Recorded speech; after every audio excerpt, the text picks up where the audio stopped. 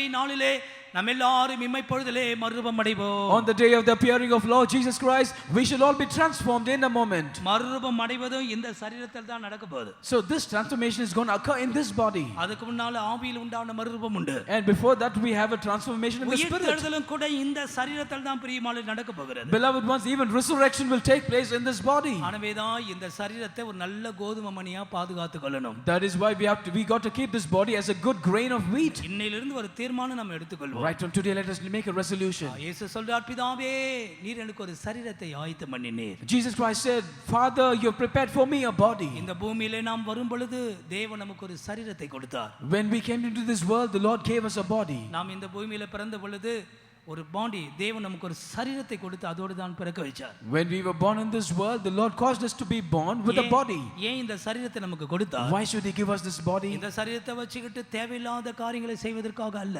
Not to do unwanted things with this body. இந்த சரீரத்தை வைத்து நான் தேவ சித்தத்தை செய்து முடிக்கணும். That with this body we got to accomplish the will of God. கைகளையும் கால்களையும் ஆண்டவர் கொடுத்திருக்கிறார். The Lord has given us limbs.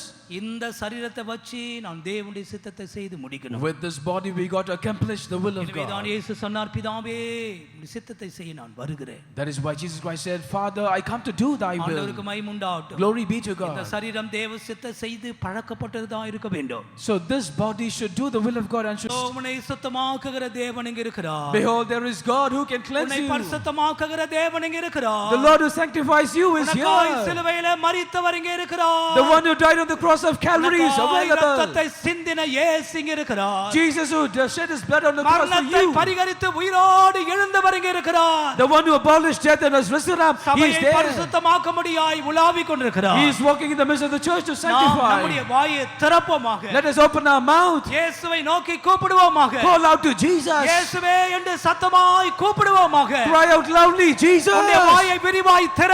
Open your mouth wide. இயேசுவே என்று கதறுவாயாக. You cry out to the Lord. பரிசுத்தமாக்குகிற தேவனாய் அவர் வந்திருக்கிறார். The Lord who knows as one who sanctifies is come in our midst. Hallelujah. தாவே இயேசுவே ஏனோ இந்த கோரபாடுகள் என்ன சிலுவை மரமே எனக்காகவோ இயேசுவே ஏனோ இந்த கோரபாடுகள் என்ன சிலுவை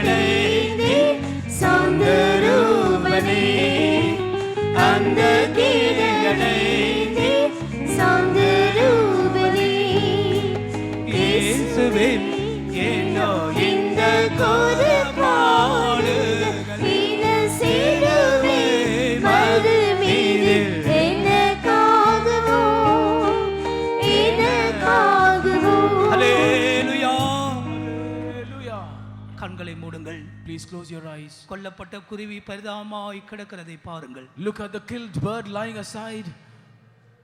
அது ஒரு சுத்தமான குருவி. It was a clean bird. ஏன் என்ன தவறு செய்தது? What mistake has it committed?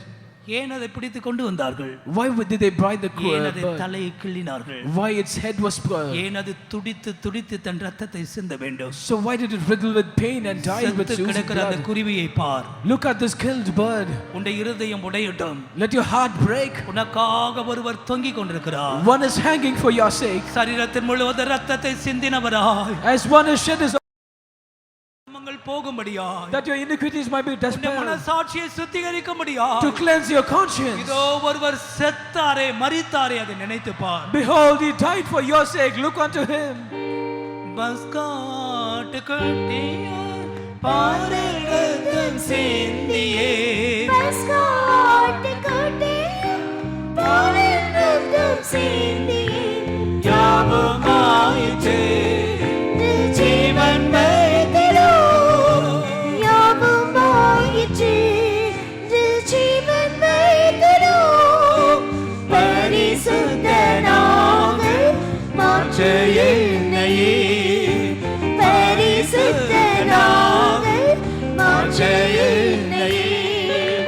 இயேசுவே ஏனோ இந்த கோர பாடுகள் சிலுவை மரமீதில் எனக்காகவோ இயேசுவே ஏனோ இந்த கோர பாடுகள் சிலுவை மரமீதில் எனக்காகவோ ஒரு சொட்டு கண்ணீராவது உன்னுடைய கண்களில் இருந்து வரட்டும். Let at least one drop of tear come out of திரும்ப your eyes. திரும்ப அந்த செத்து கிடக்கிற அந்த குருவியை பார். Just look at this dead killed bird. உனக்காக நான் மரித்தேன். I died for your sake. நீதான் துரோகி. You are the traitor. நீதான் அந்த பாவி. You are the sinner. உனக்காக நான் மரித்து கிடக்கிறேன். But I died for your sake. உன்னுடைய இருதயம் உடையட்டும். You might have short. பாவங்களுக்காக மனஸ்தாபப்படு. You repent for your sins. இயேசுவே என்று உன்னுடைய ஆத்துமா கதறட்டும். Let your soul cry out, Jesus. ஓ பரிசுத்தமாக்கும் வல்லமை நம்முடைய மத்தியிலே கிரியை செய்து கொண்டிருக்கிறார். Behold, the cleansing power is operating in our ஒரு midst. சொட்டு கண்ணீரோடு இந்த ஸ்தலத்தை விட்டு நீ எழுந்து போ. With one drop of tear, let us sing this stanza. உயிரோடு இருக்கும் குருவி நம்முடைய மத்தியிலே பறந்து கொண்டிருக்கிறது. The living bird is flying in our உயிர் midst. தெழுந்த இயேசு உலாவிக் கொண்டிருக்கிறார். Resurrected Jesus is walking about in our midst. நான் தானே பாடுகளே நீயே நானே சகித்தாய் பாடுகளே நீயே நானிகத்திலே உமக்கு செய்கவே நானிகத்திலே உமக்கு செய்கவே நானிதோ என்னை தத்தம் செய்கிறேன் நானிதோ என்னை தத்தம் செய்கிறேன் நாதானே சகித்தாய் பாடுங்க பாடி ஆவிக்குள்ளாகுங்கள்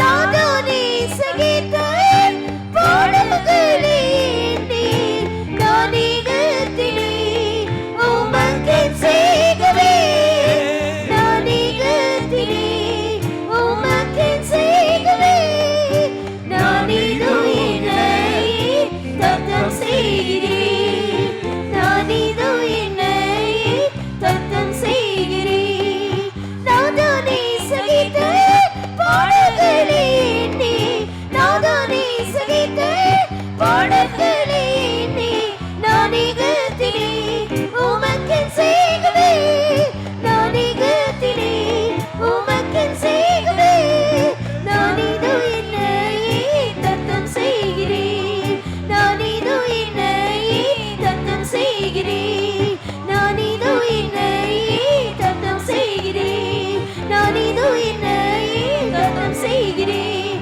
நானிதோ என்னை தத்தம் செய்கிறேன் நானிதோ என்னை தத்தம் செய்கிறேன்